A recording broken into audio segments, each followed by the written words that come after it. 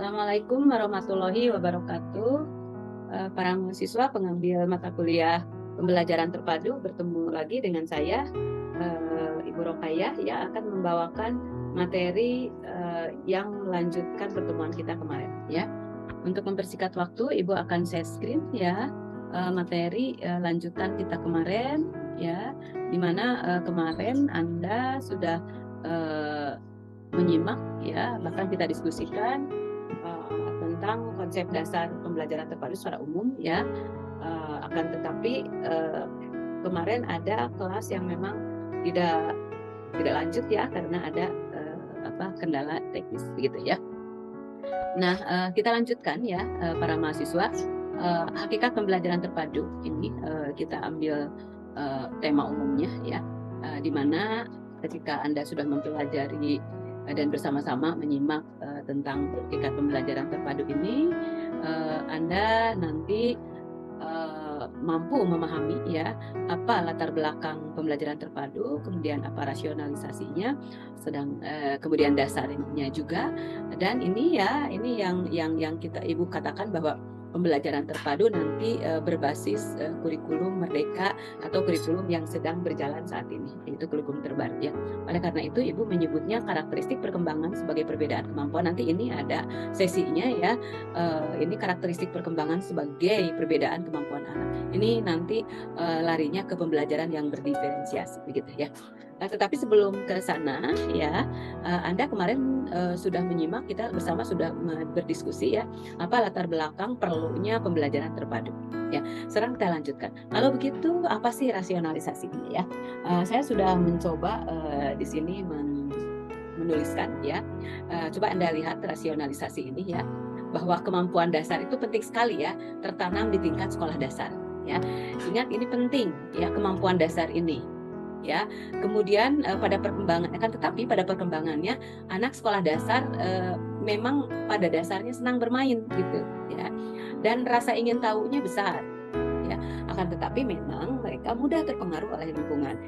Ini ada beberapa hal yang perlu kita cermati ya. Pertama, tentang pentingnya menanamkan kemampuan dasar di usia anak sekolah dasar gitu ya.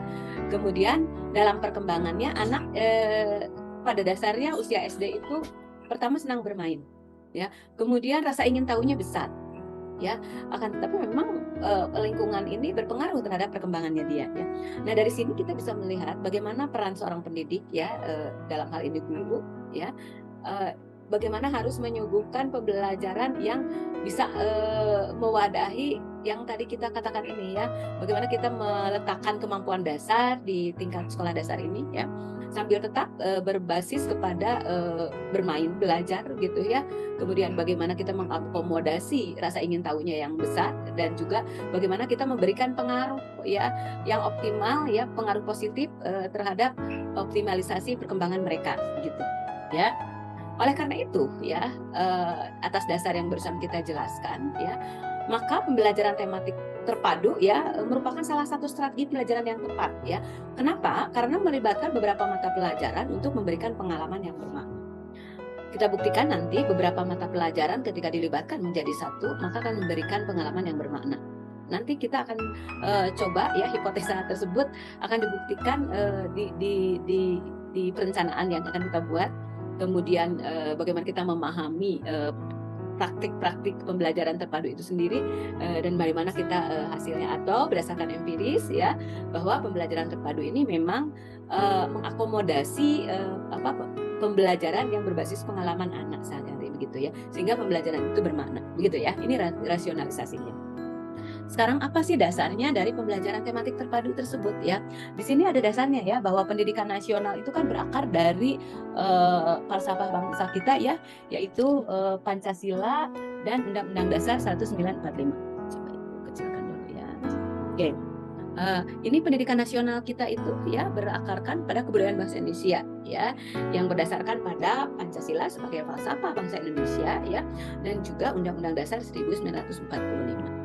Ya, selain itu Undang-Undang Sisdiknas ya tahun 2023 nomor 20 ini juga mengamanatkan ya bagaimana pembelajaran secara nasional ini diterapkan gitu. ya. Kemudian kalau kita cermati tujuan pendidikan nasional yang termaktub dalam Undang-Undang Sistem Pendidikan Nasional ini, ya, kita coba cermati bahwa tujuan pendidikan nasional yaitu mengembangkan potensi peserta didik. Ya, anak-anak sekolah dasar itu dia punya potensi. Sekarang bagaimana gurunya mengembangkan potensi tersebut, begitu ya, agar dia menjadi siapa? Menjadi pada gilirannya menjadi manusia yang beriman dan bertakwa kepada Tuhan Yang Maha Esa, ya. Kemudian punya akhlak yang karim atau akhlak mulia, ya. Kemudian sehat, dia berilmu, cakap, kreatif, mandiri, dan menjadi warga negara yang demokratis serta bertanggung jawab.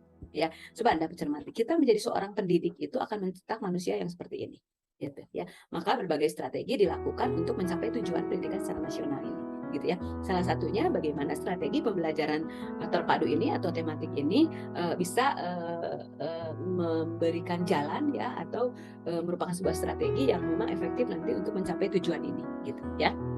Kemudian, nah ini tambahannya, ya, terkait dengan kurikulum merdeka sekarang, ya. Ingat, tadi kan kemampuan dasar anak ini ditanamkan penting di sekolah dasar. Ya, kemudian pembelajaran tematik adalah salah satu strategi, ya, karena di dalamnya melibatkan beberapa faktor, ya, untuk pada gilirannya nanti memberikan pembelajaran yang bermakna, gitu ya. Pada perjalanannya perkembangan anak itu berbeda-beda ternyata, ya, sesuai dengan karakteristiknya, gitu. Jadi artinya karakteristik perkembangan anak itu karena berbeda, maka harus ada strategi berbeda juga, ya, yang disebut dengan pembelajaran berdiferensiasi untuk kurikulum merdeka ini. Jadi pembelajaran paradigma baru ini salah satunya bagaimana guru mengarrange, begitu ya, pembelajaran yang berdiferensiasi. Maksudnya apa? Untuk memenuhi kebutuhan anak yang ternyata berbeda-beda kemampuannya, gitu ya. Ini ada penjelasannya, ini sedikit di bawah, ya, Anda bisa lihat bahwa karakteristik perkembangan anak SD itu ini dimulai dari kelas awal, ya. Konon katanya di kelas awal ini masa pendek, ya. Kelas awal itu kan 1, 2, 3, ya, di sekolah dasar. Ini masanya pendek, tapi masa pendek ini mempunyai masa yang sangat penting, gitu ya. Nah, sesuai dengan teori Piaget, ya, ini nanti menjadi tugas Anda, ya, perkembangan anak, ya, menurut teori Piaget, ya. Nanti ini Ibu akan coba nanti tuliskan, ya, tugas Anda terkait dengan perkembangan menurut perkembangan anak, ya, menurut teori Piaget, ya. Nanti ini menjadi tugas kelompok, begitu ya, salah satu tugas kelompok, ya, gitu. Jadi sekali lagi bahwa karakteristik perkembangan anak sekolah dasar ini di usia awal, ya, 1, 2, 3, kelas awal maksudnya, ya. Di kelas awal yaitu 1, 2, 3 ini pendek, hanya 3 tahun, ya. Akan tetapi masa pendek ini masa yang paling penting juga, ya, untuk perkembangannya. Salah satunya tadi meletakkan dasar-dasar kemampuan anak, baik kognitif, ya, psikomotor maupun afektifnya. Jadi betapa penting, ya, di masa keemasan ini, ya, seorang anak dikembangkan potensinya oleh strategi yang tepat, ya, pastinya di tangan guru-guru yang memang memahami konsep perkembangan sekaligus dia juga mempunyai kemampuan memanfaatkan strategi-strategi yang tepat, gitu ya.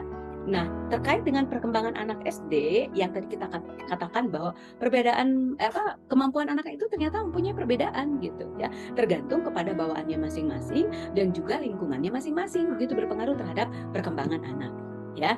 Ini dijelaskan bahwa proses belajar siswa, ya, sebagai bagian dari kurikulum dan pembelajaran bertujuan untuk meningkatkan perkembangan kognitif, afektif, dan juga psikomotornya, gitu ya. Jadi sesungguhnya proses belajar, ya, yang dialami oleh anak, ya, ini kan bagian dari kurikulum dan pembelajaran, ya, bertujuan untuk meningkatkan potensi anak itu sendiri, ya, potensi perkembangannya, ya, perkembangan baik itu dari sisi kognitif, ya, afektif maupun psikomotor, begitu ya. Nah, awal berangkatnya pasti berbeda, gitu ya, karena kemampuan anak secara kognitif itu berbeda-beda satu dengan yang lainnya. Nah, ini juga yang termasuk aspek kognitif itu apa saja sih? Ini juga nanti akan menjadi bagian tugas kita, ya, tugas kelompok. Nanti Ibu akan coba tuliskan di Google Classroom, ya, apa saja yang termasuk pada perkembangan anak dilihat dari sisi perkembangan kognitif, gitu ya. Kemudian oleh karena itu, ya, karena kemampuannya berbeda-beda dalam perkembangan kognitif, maka itu akan ditunjukkan oleh anak itu sendiri, ya, yang nanti akan mengindikasikan di mana mereka kemampuan kognitifnya, begitu ya. Artinya sekali lagi kan tadi anak-anak itu dipengaruhi oleh faktor-faktor lingkungan juga ya, keluarga, kemudian di luar keluarga dan lingkungan itu membentuk karakteristik tersendiri pada anak, karena kan mereka ketika usia sebelum SD juga ya, sudah berinteraksi ya, baik itu di rumah maupun di lingkungan rumah sekitarnya gitu, atau lingkungan yang lainnya seperti lingkungan teknologi dan lain sebagainya gitu ya. Nah itu ya pertemuan intek untuk kita kali ini secara poin besarnya aja. Nanti kita akan berbicara tentang pembelajaran sekelumit ya, pembelajaran yang berdiferensiasi. Apa itu pembelajaran yang berdiferensiasi? Yang notabene itu akan mengakomodasi ya bagaimana kita menyusun strategi pembelajaran dengan menyesuaikan perkembangan anak yang berbeda-beda tadi gitu ya.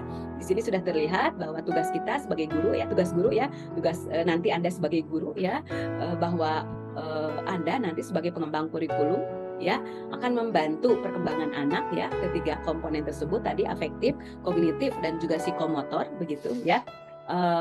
Untuk nantinya didesain ya kurikulum tersebut sesuai dengan kebutuhan anak gitu ya, dan juga mampu menganalisis serta dapat mengidentifikasi apa yang menjadi kebutuhan utama anak berdasarkan karakteristik dari anak tersebut gitu ya. Mampu menganalisis, mampu mengidentifikasi. Nanti ada alatnya itu. Nanti kita kalau sudah ke asesmen ya, nanti kita akan belajar ini. Bagaimana kita mengidentifikasi kemampuan anak, baik di awal maupun sedang berjalan atau di akhir. Nah, itu nanti ada di sesinya, itu sesi asesmen gitu. Itu saja ya untuk pertemuan kita kali ini. Terima kasih. Nanti kita akan lanjutkan kepada pembelajaran berdiferensiasi dalam pendekatan tematik. Nanti kita akan jelaskan sebelum kita nanti merancang gitu ya, merancang rencana pembelajaran dengan memakai pendekatan tematik ini, dan juga tentu saja sebelumnya kita akan mempelajari dulu ya model-model dari pembelajaran terpadu ini ya. Oke, itu saja. Terima kasih. Sampai di sini. Tinggal Anda nanti simak di Google Classroom untuk tugas kelompoknya. Sampai di sini. Assalamualaikum warahmatullahi wabarakatuh.